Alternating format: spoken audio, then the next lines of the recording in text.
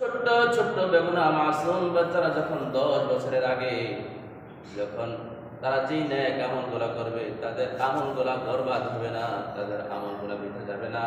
ওই আপনি মা হয়ে বাবা হয়ে ওই ছোট্ট বাচ্চাকে যখন মাদ্রাসায় ভর্তি করে দিয়েছেন কোরআনুল কারীম শিক্ষার জন্য, আল্লাহর হাবিব সাল্লাল্লাহু আলাইহি ওয়াসাল্লাম যেমনি ভাবে বলেছেন একটা হরফ পড়লে কোরআনুল কারীমের 10টা নেকি পাওয়া যায়। ওই 10টা নেকি আল্লাহ রাব্বুল আলামিন ওই বাচ্চার আমলনামায় না লিখে আপনি বাবা কিংবা মায়ের আমলনামায় লিখে দেওয়া হবে। সুবহানাল্লাহ। এই আমলগুলো বাচ্চার কি হয়ে যাবে না? বরবাদ হয়ে যাবে না। যেহেতু বেগুনা মাসুমি রয়েছে, তার এখন নেকের খাতাও দেখা হয় নাই, নেকের খাতাও খোলা হয় নাই, গুনাহের খাতাও দেখা হয় নাই। এই আমলগুলা অকারণে যাবে না, বৃথা যাবে না। আপনি বাবা হয়ে আপনি মা হয়ে যতটুকু চেষ্টা করেছেন, শ্রম দিয়েছেন বাচ্চার পেছনে, ওই বাচ্চার আমল নামাগুলো আপনার আমল নামায় যোগ হয়ে যাবে। এজন্য আল্লাহ হাবিব সাল্লাল্লাহু আলাইহি সাল্লাম বলেন, তিরমিজি শরীফের 2905 নম্বর হাদিসের মধ্যে বিশ্বনবী সাল্লাল্লাহু আলাইহি সাল্লাম বলেন, আন আলী ইবনে আবি তালিব রাদিয়াল্লাহু তাআলা আনহু قال قال رسول الله صلى الله عليه وسلم من قرأ القرآن فاستظهره فحل حلاله وحرم حرامه فأدخله الله الجنة وشفعه في 10 من أهل بيته كلهم قد وجبت له النار كما قال عليه الصلاة والسلام।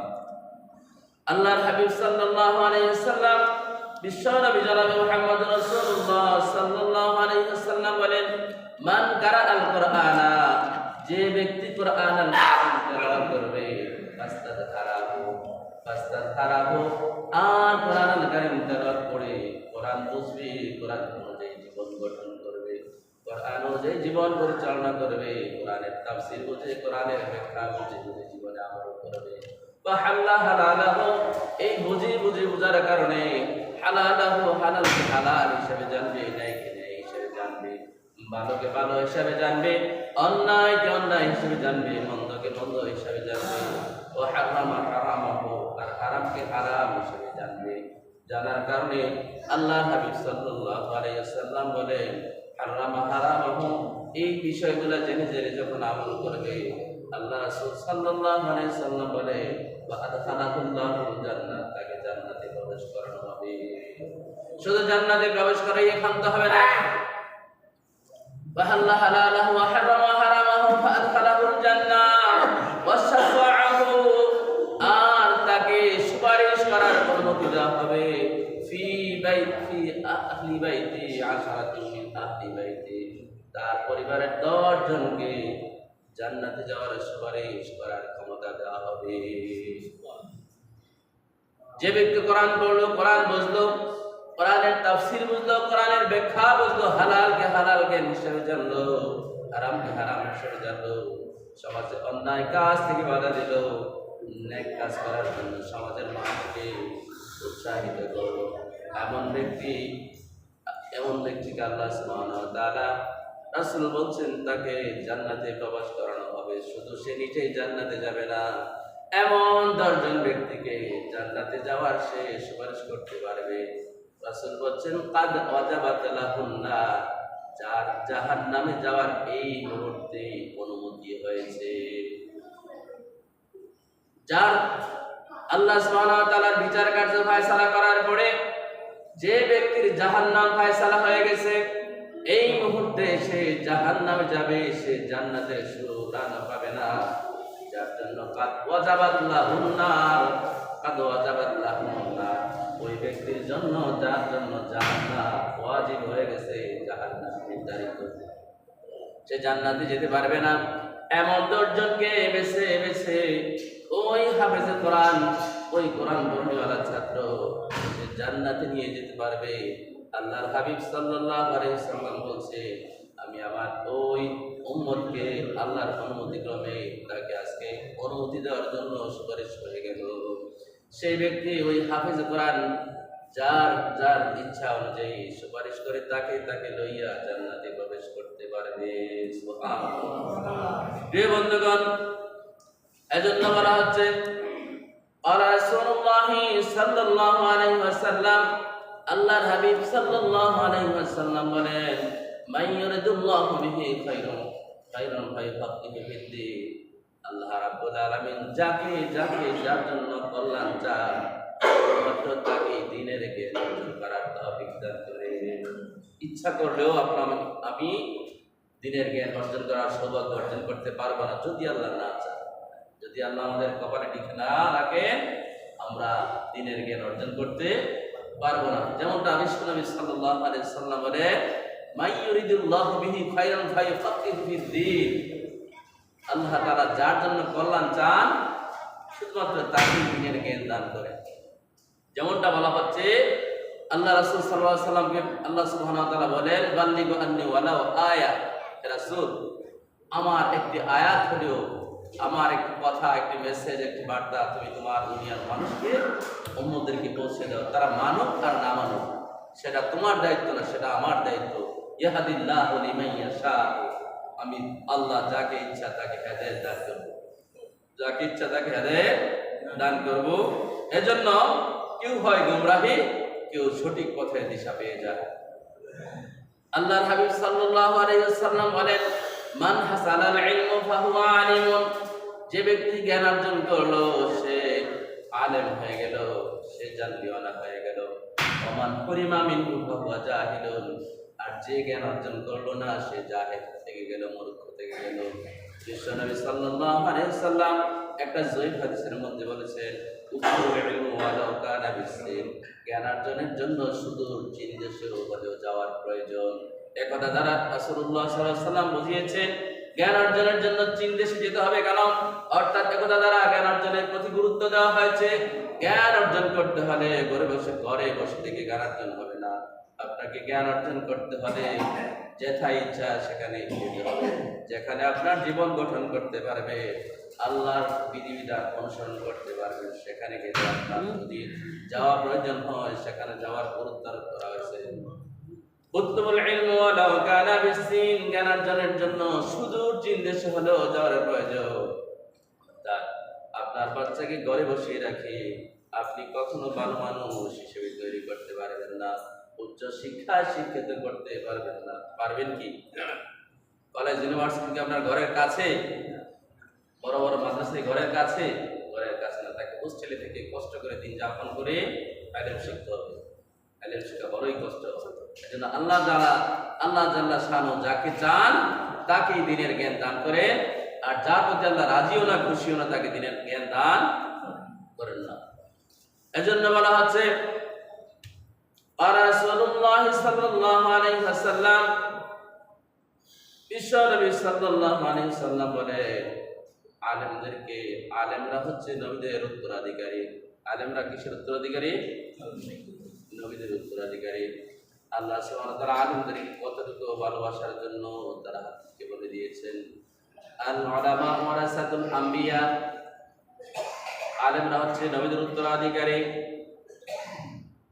বিশ্বনবী সাল্লাল্লাহু আলাইহি ওয়াসাল্লাম বলেন লা দিনার ওয়ালা দিরহামান। তারা আলেমরা নবীরা কখনো দিনার কিংবা দিরহামের মালিক নন।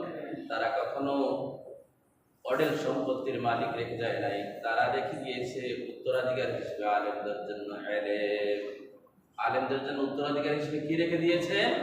ইলম। লা দিনার ওয়ালা দিরহামান। তারা আলেমদের জন্য উত্তরাধিকার হিসেবে নবীরা কখনো সম্পদ রেখে যায় নাই, পরিত্যাজ্য কোনো সম্পদ রেখে যায় না। তারা রেখে গিয়েছেন কি? ইলম। যে ইলম অর্জন করে আলেমরা মানুষকে সঠিক পথের দিশা দিবে, অজ্ঞতা সম্পন্ন মানুষদেরকে, জাহালাতের মানুষদেরকে অন্যায় গভীর কাজ থেকে পরিহার করে ইহদিনাস সিরাতাল মুস্তাকিমের পথে পরিচালিত করে তাদেরকে জান্নাতের পথে নিয়ে আসার জন্য তারা সঠিক পথ দেখাবে। এজন্য আপনার ছেলেকে মেয়েকে আলেমা হিসেবে আল্লাহ কবুল করে আমরা সবাই বলি আমিন। আর সেই চেষ্টাটা বাবা এবং মা হিসেবে আমাদেরকে করতে হবে। আলেম বলতে সাধারণ জ্ঞানে শুধু যে মাদ্রাসায় পড়লে আলেম হয় সেটা কিন্তু সামষ্টিকভাবে বোঝায় না। প্রায়োগিক অর্থে আলেম বলতে বোঝায় জ্ঞানী। আলেম এর শাব্দিক অর্থ কি? জ্ঞানী। এই আলেম ইলম অর্জন করে আলেম হতে পারে আপনার ছেলে কিংবা মেয়ে, মাদ্রাসায় পড়ে হতে পারে, স্কুল কলেজ ইউনিভার্সিটিতে পড়েও হতে পারে। এবার আসেন ইলম দুই প্রকার। আল ইলমু আলা নাওয়াইনি, ইলম কত প্রকার? দুই প্রকার। ইলমুদ্দিন, ইলমুদ্দুনিয়া। ইলমুদ্দিন হচ্ছে কোরআন এবং হাদিস, বালাগাত, মানতিক, ফিকহ, তাফসীর। ইলমুদ্দিন মানে দ্বীনি ইলম। এটা কি? দ্বীনি ইলম, যেটা শিক্ষা করা ফরজ। দ্বীনি ইলম শিক্ষা করা কি ফরজ। আর আরেক প্রকার ইলম হচ্ছে ইলমুদ্দুনিয়া, যেগুলা যে ইলম অর্জন করলে দুনিয়াবি ফায়দা উন্নতি করা যায়, দুনিয়াবি ফায়দা হাসিল করা যায়। যেমন বাংলা, অঙ্ক, ইংরেজি, সমাজ বিজ্ঞান, physics, chemistry, biology, higher math, এগুলো হচ্ছে কি শুধু দুনিয়াবি ইলম।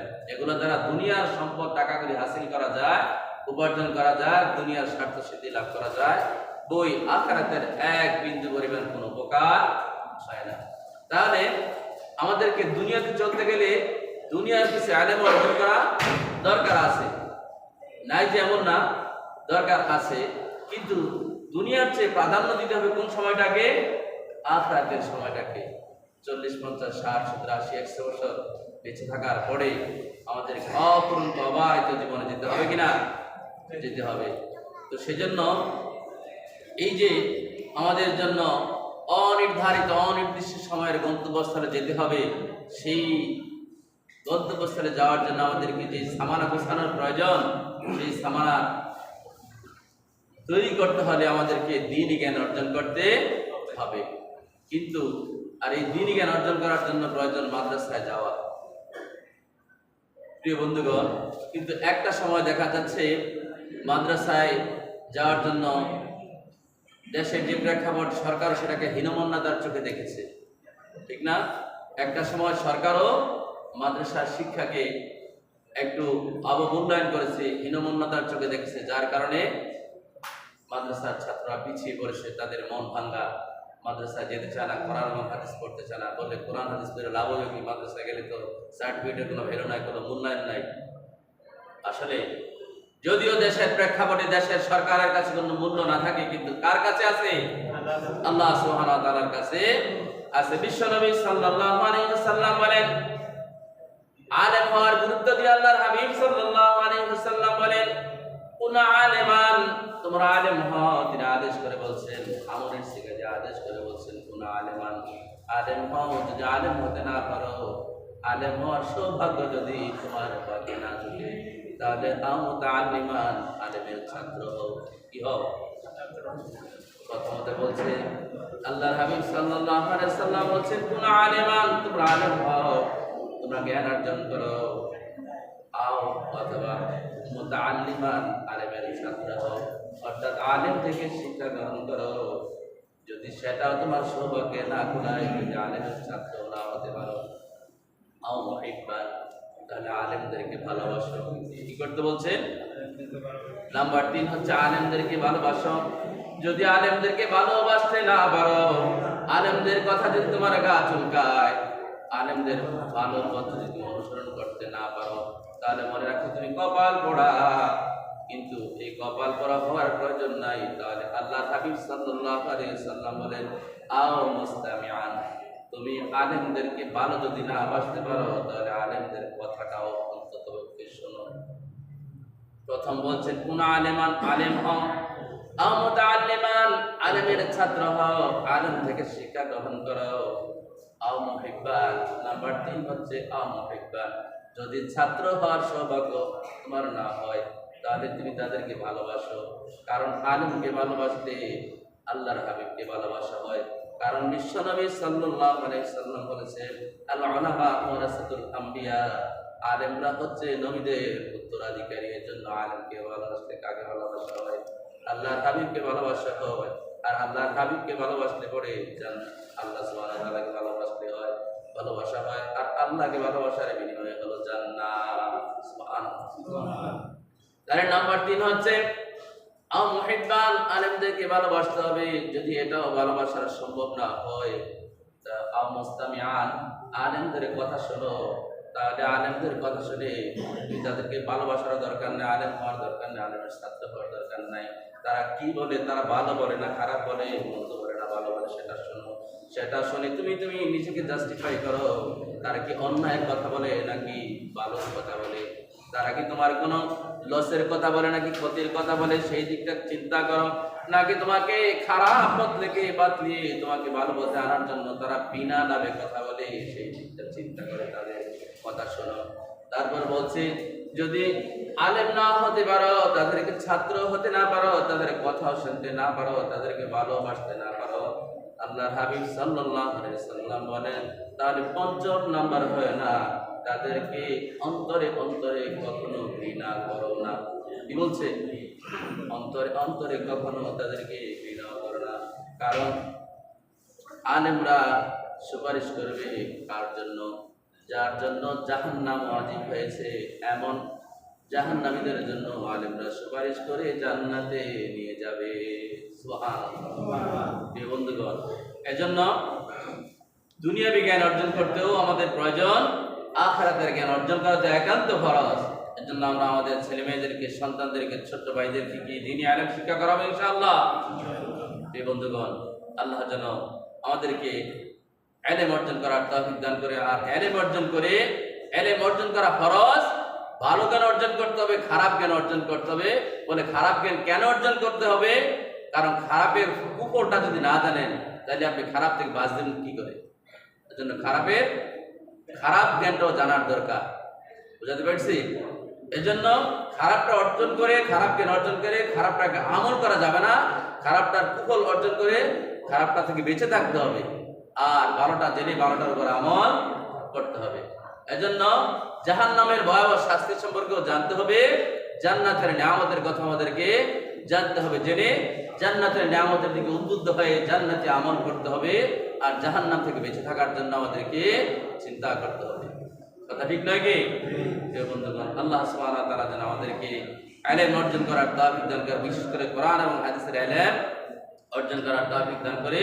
আমরা সবাই বলি আমিন। ওয়া তাওফিক ইল্লা বিল্লাহ। আসসালামু আলাইকুম ওয়া রাহমাতুল্লাহি ওয়া বারাকাতুহু। যারা পড়ে এসেছেন তারা 4 রাকাত কিবলা জমা পড়ে।